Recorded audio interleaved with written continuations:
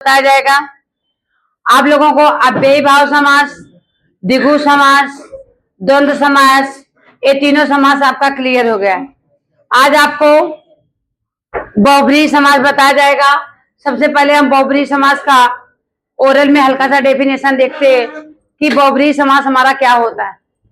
देखो बच्चों, समास में दो पद होते हैं, आप सभी लोगों को पता है।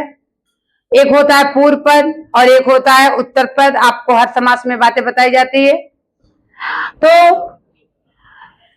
बहुब्रीहि समास में क्या होता है, जो दोनों पद होते हैं पूर्व पद और उत्तर पद, उसमें कोई भी प्रधान नहीं होता है, कोई भी श्रेष्ठ नहीं होता है।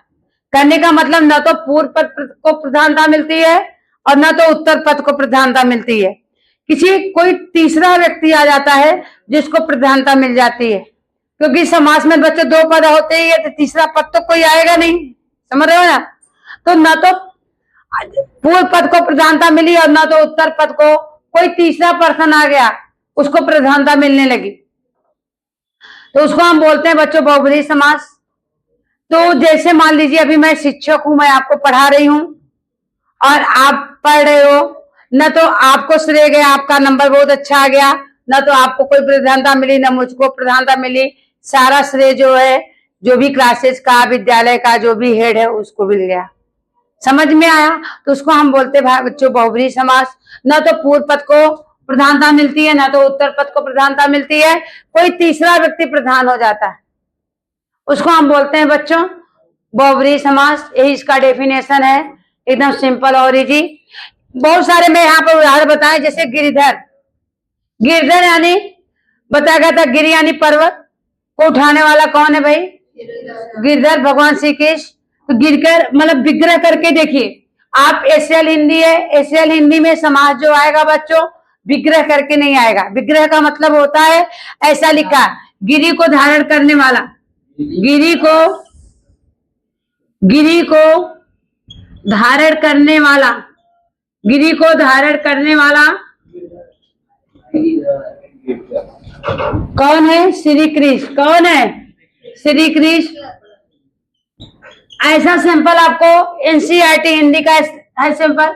आपको जो है हिंदी मीडियम की जो हिंदी गुजरात बोर्ड में चलती है, वहां पर अगर गिरधर दिया रहेगा तो बच्चे लिखेंगे गिर को धारण करने वाला, फिर लिखेंगे श्री कृष्ण, और फिर उसके बाद लिखेंगे यहाँ पर बच्चों बहुब्रीहि समास।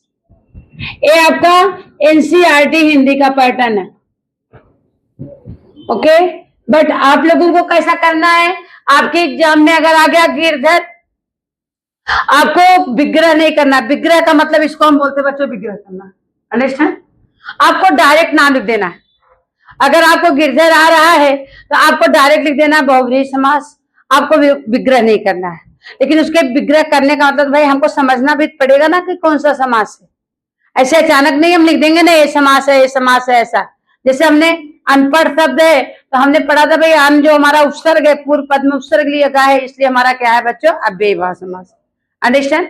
अभी हमको जो आपके जैसा सिलेबस में आता है, जैसा पेपर में आपको करने को आता है, वैसा मैं यहाँ पे राइट करके बताऊंगी एंड ओरल से मैं विग्रह कर दूंगी। चलेगा? तो गिरि को धारण करने वाला श्री कृष्ण विग्रह कर दिया, बहुब्रीहि समास हो गया। न तो गिरि को प्रधानता मिली, न तो धारण को प्रधानता मिल गई थर्ड व्यक्ति को, श्री कृष्ण को, इसलिए यहाँ पर बच्चों बहुब्रीहि समास है।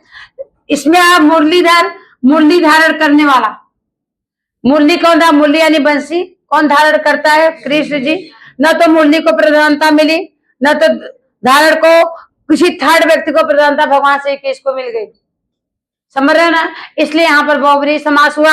आपके एग्जाम में आएगा मुरलीधर, आपको समझ करके लिख देना है बहुब्रीहि समास। क्या कर लेना है?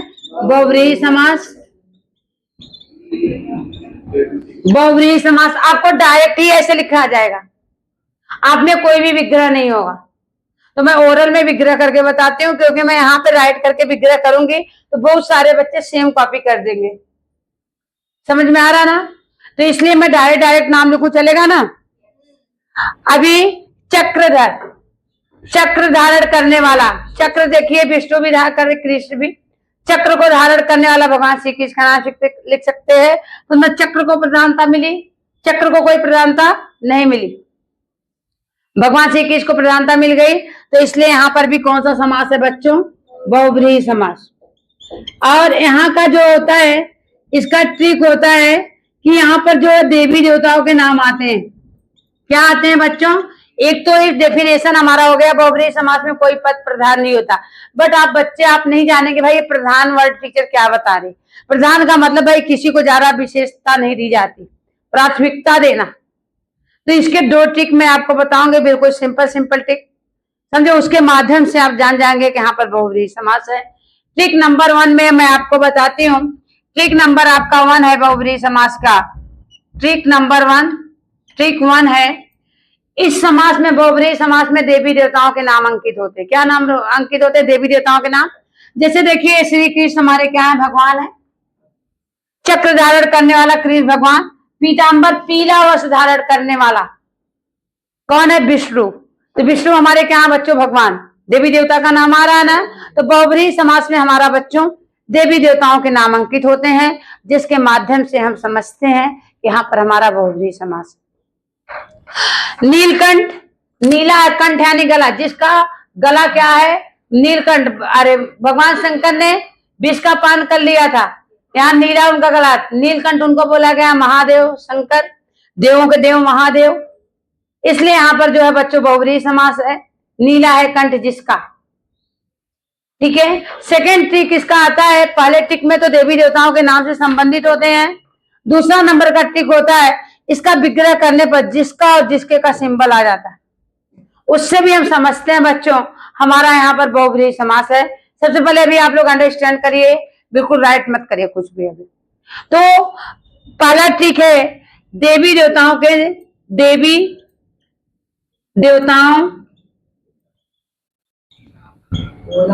नाम अंकित रहते हैं।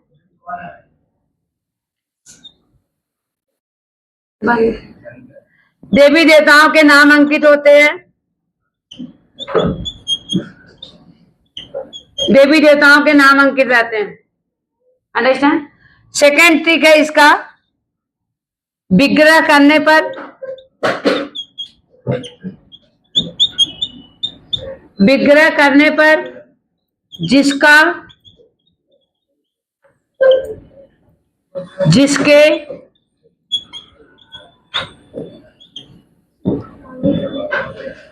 शब्द आते।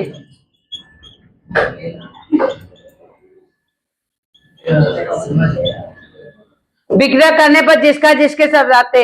यहाँ पर हमारा इस 2 ट्रिक, ये बहुत ही आसान ट्रिक बताया गया है। किसी भी आपको कोई भी जल्दी बुक में आपको नहीं लिखा रहेगा देवी देवताओं के नाम अंकित रहते हैं। ये आपको समझने का तरीका बताया गया है कि बहुब्रीहि समास में आपने अव्ययी भाव समास पढ़ा, उसमें किसी देवी देवता का नाम आया था? नहीं। द्विगु समास पढ़ा? नहीं। द्वंद्व समास? नहीं। सिर्फ बहुब्रीहि समास में भगवान कृष्ण का नाम आ रहा है, विष्णु का नाम आ रहा है, शंकर जी का नाम आ रहा है, बहुत सारे देवी देवताओं का भी गणेश जी का नाम आएगा। समझ रहे हो ना? तो सिर्फ बहुब्रीहि समास में ऐसा आता है, अदर किसी भी समास में देवी देवताओं के नाम हमारे नहीं आते। अंडरस्टैंड।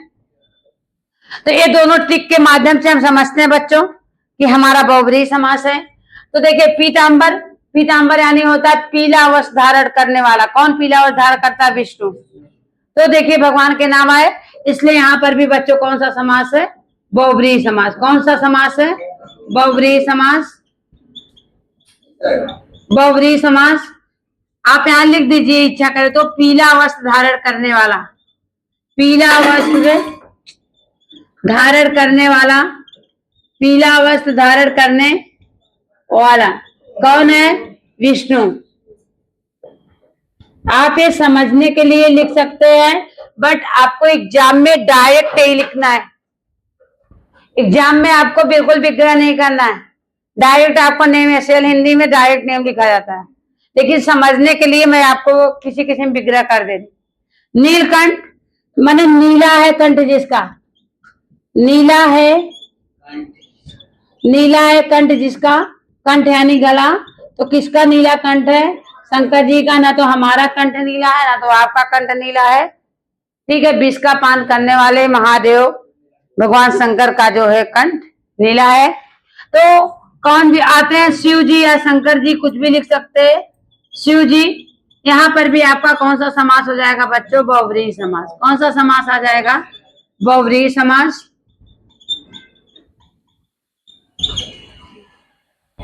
नीलाय कंठ जिसका एक दंत, अभी आपका गणपति उत्सव गया, एक दंत एक दांत वाले, एक है जिसके दांत, जिसके पास एक दांत है, किसके पास एक दांत है? गणेश जी के।